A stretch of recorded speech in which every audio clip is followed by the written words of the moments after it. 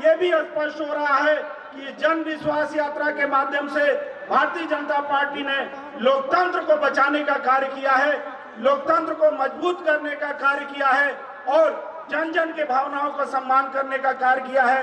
इन्हीं शब्दों के साथ मैं अपनी वाणी को विराम देता हूं। जय हिंद, जय भारत, जय श्री राम।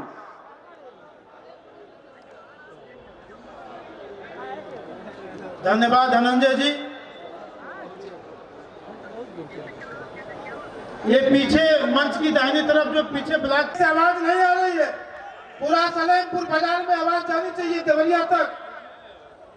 भारतीय जनता पार्टी, भारत माता की, नरेंद्र मोदी जिंदाबाद, जेपी नड्डा जिंदाबाद, जिंदाबाद, केशव प्रसाद मौर्य जिंदाबाद, डॉक्टर दिनेश शर्मा जिंदाबाद, बंदे बंदे। हमसे अनुरोध है कि उसको तत्काल उसको भरवाने का कष्ट करें।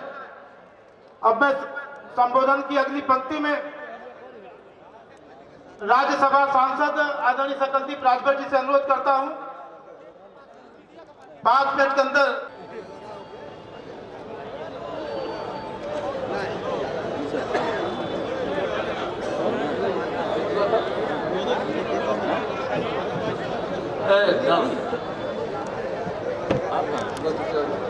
सामने बैठे हुए जिले के विभिन्न विधानसभाओं से आए हुए बुजुर्ग अभिभावकगण, नौजवान बंधुओं, माताएं बहनें, पत्रकार छायाकार बंधुओं, आप सभी लोग भारी संख्या में आकर के यह साबित कर दिया है कि भारतीय जनता पार्टी का जन विश्वास यात्रा पुनः उत्तर प्रदेश में भारी बहुमत की सरकार भारतीय जनता पार्टी बनाने जा रही है। इस समय में उत्तर प्रदेश में और बड़ी बहुमत की सरकार भारतीय जनता पार्टी का बनाएंगे। आज आप सब लोगों ने 2014 में देश के यशस्वी प्रधानमंत्री माननीय नरेंद्र मोदी जी की सरकार बनाई। एक गरीब परिवार में पैदा हुए भारतीय जनता पार्टी के नेता को प्रधानमंत्री बनाया। 2000 सरकार के समय में देवरिया जिले ही नहीं पूरे उत्तर प्रदेश में बिजली के बारे में जब लोग याद करते थे तो लोग कहते थे कि इस सप्ताह में दिन वाली बिजली है और अगले सप्ताह में रात वाली बिजली मिलेगी। यानी रात को बिजली मिलेगी तो दिन को बिजली सप्लाई नहीं मिलेगी, को मिलेगी तो रात को बिजली सप्लाई नहीं मिली। लेकिन भारतीय जनता पार्टी की सरकार ने कहा कि हम दिन और रात दोनों समय बिजली सप्लाई देने का काम करेंगे।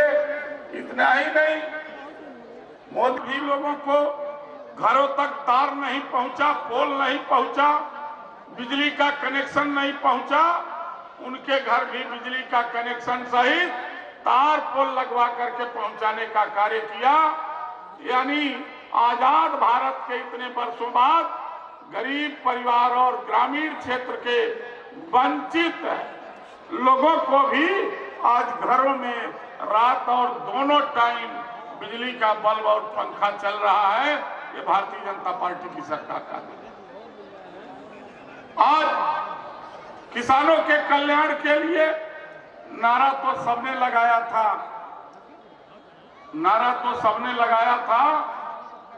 कि जय जवान जय किसान के साथ साथ हम किसानों का कल्याण करेंगे। ये किसानों का कल्याण आज जब से माननीय मोदी जी की सरकार बनी, योगी जी की सरकार बनी, दोनों सरकारों ने मिलकर के किसानों के कल्याण के लिए बहुत सारी योजनाओं को देते हुए किसान कल्याण निधि जनता का स्वाभिमान बचाने का कार्य करती है, जनता को सम्मान देने का कार्य करती है, सेवा ही संगठन के माध्यम से सेवा करने का कार्य करती है।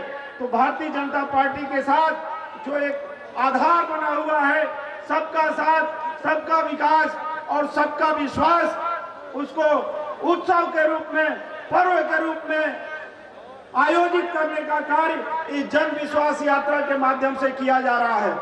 और आप सभी बहुत बड़ी संख्या में इस जन विश्वास यात्रा के साथ कदम से कदम मिलाकर चलने का कार्य कर रहे हैं। सभी सम्मानित बड़े बुजुर्ग आशीर्वाद देने का कार्य कर रहे हैं। तो निश्चित रूप से यह बात स्थापित होती है कि सिर्फ और सिर्फ भारतीय जनता पार्टी इस 2022 के चुनाव में विजयी होगी।